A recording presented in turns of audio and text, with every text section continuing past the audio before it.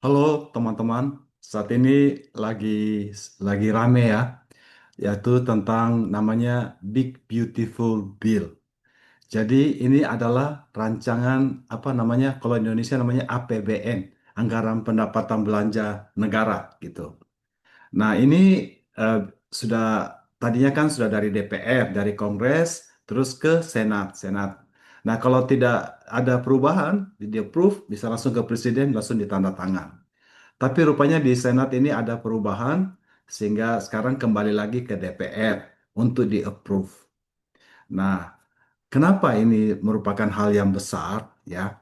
Karena ini akan bill ini akan apa mempengaruhi hajat hidup orang banyak. Kamu dan saya yang tinggal di Amerika akan sangat berdampak gitu loh. Apa dampaknya untuk diaspora Indonesia? Saya akan ceritakan setelah ini ya. Jadi kalian juga harus tahu bahwa supporter Trump yang paling gede yaitu Elon Musk. Kamu tahu nggak berapa yang Elon Musk sumbang untuk Trump? 288 juta dolar. Kamu tahu itu berapa? 288 juta dolar untuk di Amerika. Untuk rumah di LA yang rata-rata 1 juta dolar, kamu bisa beli 300 rumah mewah di Amerika, di LA. Untuk itu besarnya itu. Untuk Tesla yang paling mahal 200 ribu dolar, kamu bisa itu sama dengan 1.500 biji Tesla yang paling mahal yang diberikan oleh si Elon Musk. Itu kamu lihat ya.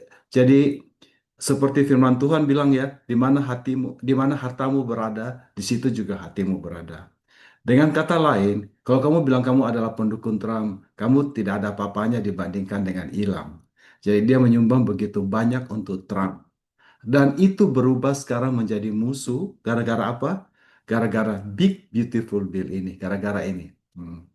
Jadi kamu lihat ada apa sebenarnya? Kenapa sampai sampai Elon Musk sampai begitu marah dari pengagum yang paling paling hebat lah. Lebih daripada lu kan cuma paling posting-posting atau paling nyumbang 1.000 dolar. Ini dia nyumbang 300 hampir 300 juta dolar. Ya. Hatinya bisa berubah karena apa? Karena menurut Elon, Bill ini dan bukan menurut dia saja dan dari perhitungan para ahli ekonomi, anggaran ini akan membuat kita berutang 5 triliun dolar. Ya, jadi itulah. Nah, sekarang kita mau kembali, kita tidak usah pusing itulah. Sekarang kita kembali, apa efeknya bill ini bagi kita, ya. Jadi jadi ada yang pada tanya sama saya, Kok Buce, ini em, apakah efeknya pada kita, ya? Jadi efeknya tergantung pada kita itu tergantung pada status kamu, status imigrasi kamu, pekerjaan kamu apa, partisipasi kamu di dalam program sosial atau pajak, bagaimana, ya? Yang pertama-tama saya mau berbicara dulu untuk orang diaspora Indonesia yang sudah yang sudah citizen atau at least green card ya. Kebanyakan kayak kita itu ini citizen atau green card.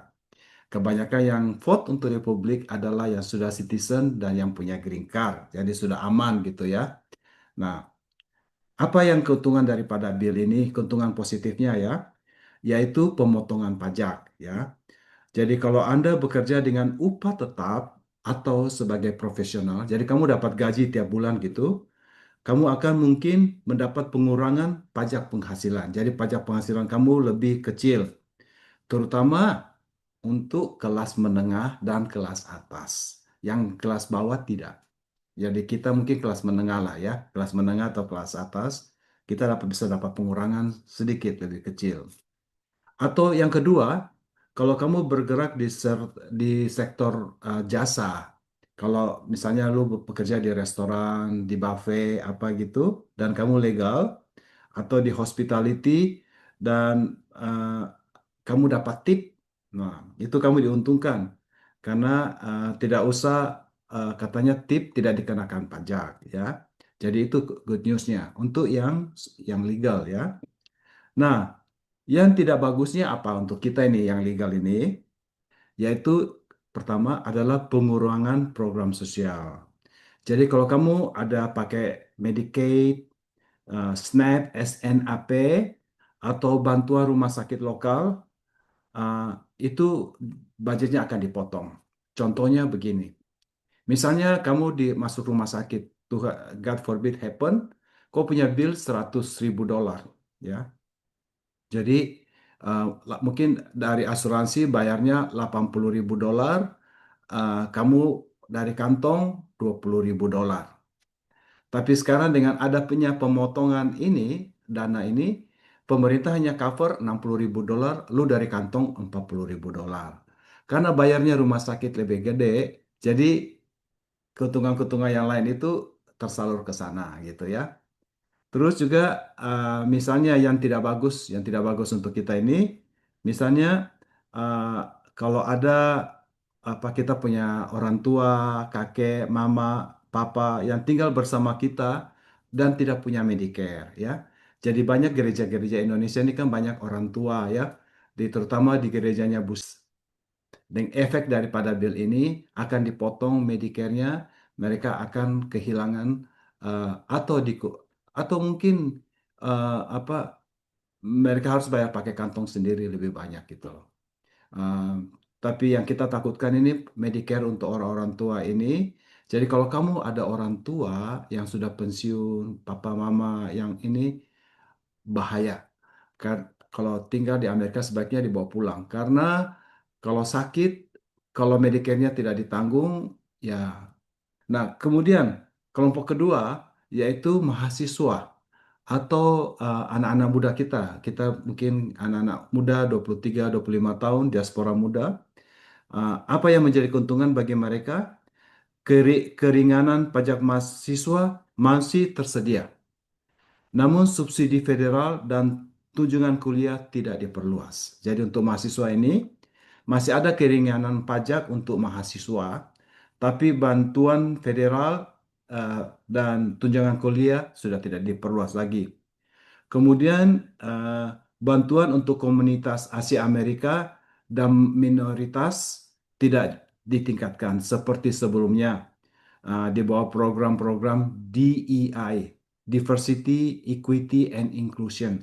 Jadi sebelumnya itu ada program Diversity, Equity, and Inclusion untuk membantu komunitas Asia Amerika itu sekarang uh, apa program ini bantuannya ini akan apa maksudnya itu uh, ya berkurang.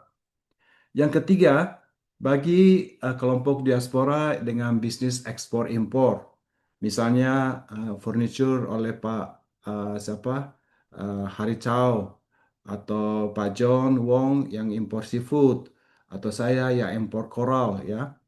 Um, Kelihatannya pemotongan pajak untuk kita kan punya masing-masing semua punya corporation itu akan tetap dipertahankan. Jadi kita sama uh, dibilang bahwa pengusaha ekspor seperti kita ini agak sedikit diuntungkan ya. Karena biaya pengiriman dan biaya masuk bisa lebih stabil. Jadi eh, belanja negara pada apa? Karena mereka memfokus pada keamanan di pelabuhan gitu. Ya. Nah, kemudian yang kelompok keempat adalah salt cap. Jadi artinya state dan local tax deduction cap. Um, California ini kena terdampak besar. Eh, saya dan itu begini. Oh, jika Anda pemilik rumah dengan pajak properti tinggi, tagihan pajak federal Anda bisa lebih besar, ya. Jadi kalau kamu punya rumah mewah, misalnya lu tinggal di Arcadia, di Beverly Hills, terus apa eh, kamu harus bayar pajak eh, besar untuk ini, kayaknya tagihan pajak federal kamu akan lebih besar dengan ini, dengan Beautiful Big Bill ini. Ehm, ya, terus kemudian bagaimana dengan kelompok yang kelima adalah diaspora yang anaknya banyak. Anak lu banyak enggak? Nah, kalau kamu punya anak banyak, eh, dari bill ini tidak ada perluasan child tax credit seperti yang diusulkan Demokrat. Jadi Demokrat ini kalau lu anak anaknya banyak ya diberi bantuan lebih banyak. Tapi dengan bill ini tidak ada gitu. Jadi kalau lu punya anak banyak ya seperti orang Meksiko yang banyak anaknya, good luck lah. Apa maksudnya tuh lu tidak ada dapat bantuan itu ya. Kemudian eh, kalau kamu punya anak-anak warga Amerika dan berpenghasilan menengah ke bawah, jadi kebanyakan ini orang Meksiko, dukungan pajak untuk keluarga tetap tetap stagnan bahkan berkurang karena mereka kehilangan akses ke Medicaid ya. Jadi kalau kamu punya anak banyak, jadi ini tidak bagus untuk orang-orang yang punya anak banyak ya. Eh, menguntungkan untuk saya yang single yang tidak punya anak ya.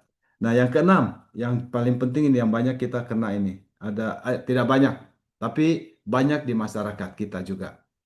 Tidak banyak maksudnya ada di masyarakat kita. Bagi diaspora yang tanpa dokumen atau illegal or undocumented ya. Ini untuk teman-teman saya yang di FJM barusan hari ini lagi heboh. Trump lagi mau nyewa apa penjara Alcatraz alligator di Florida. Jadi penjara ini itu sampai dikelilingi oleh buaya dan ular piton. Itu mau dibuatkan untuk penjara untuk undocumented ya. Nah, banyak yang protes karena dianggap kamu ini illegal imigran ini kan bukan jangan samakan dengan teroris, jangan samakan yang pembunuh. Ini kayak pembunuh, pemerkosa paling kelas atas. Ini kayak orang yang di penjara di situ tuh biasanya pembunuh, dia mau apa maksudnya orang-orang kriminal yang ini yang apa eh, kelas atas atau teroris sehingga harus dikelilingi dengan aligator dan dengan ular piton ya. Em, tapi illegal imigran ini nenek-nenek AI yang datang ini bukan pembunuh, bukan ini. Mereka hanya datang kerja supaya mereka bisa kirim uang ke keluarganya. Jangan samakan ya. Jadi eh, tapi dengan bill ini apa dana untuk ICE akan diperbesar. Meningkatnya anggaran ICE dan CPB bisa peningkatan patroli dan rahasia termasuk di Los Angeles. Nah, saya kemarin ketemu di acara Ambon, ketemu dengan beberapa pendeta-pendeta, datangi saya, Pak Buce, tahu nggak si A ini lagi ditangkap di gereja ini? Hah, kok bisa ya Pak Buce ya? Mereka masuk ke gereja loh, dia bilang gitu. Di zaman Biden yang kita maki-maki, gereja malah dilindungi, sekolah malah tidak boleh ini. Sekarang Trump yang kita bilang bahwa dia adalah pilihan Tuhan, malah mengizinkan ICE untuk rahasia ke gereja. Pak Buce tahu enggak Pak Buce gereja kami katanya akan mau itu diincar oleh ICE karena ada jemaat yang ilegal. Jadi akan mereka tangkap mereka cari ke sana. Orang pada takut ke gereja Pak Buce gitu. Ya itulah. Nah, dengan adanya bill ini pas akan ditingkatkan hal itu. Itu yang akan terjadi. Kemudian diaspora tanpa dokumen bisa menghadapi tekanan lebih besar dalam kehidupan sehari-hari. Betul-betul dipersulit ya. Jadi saya dengar juga beberapa teman kasih tahu bahwa sekarang kayaknya harga buah yang punya supermarket ya, bahwa buah akan naik harganya karena yang mentikin semua pada ditangkapin ya. Ya, itulah realiti daripada ini dan itulah sedikit efek sedikit yang saya bisa beritahukan tentang dampak dari Big Beautiful Bill ini yang orang-orang ada suka selengkan dibilang kalau sekarang orang selengkan begini, Big Ugly Bill. Kalau Trump itu suka ngomong gede kan, jadi dia Big Beautiful Bill gitu loh. Tapi orang bilang Big Ugly Bill gitu. Nah, ini kalau ini di-approve, itulah akibatnya bagi kita diaspora Indonesia yang ada di LA.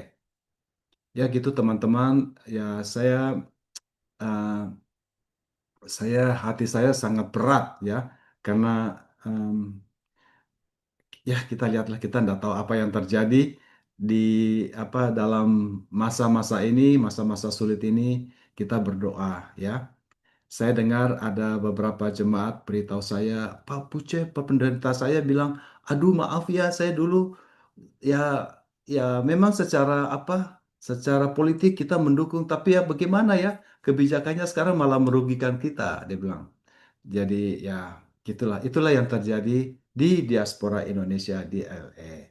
Moga-moga mata kita terbuka ya, dan kita bisa melihat lebih clear gitu ya.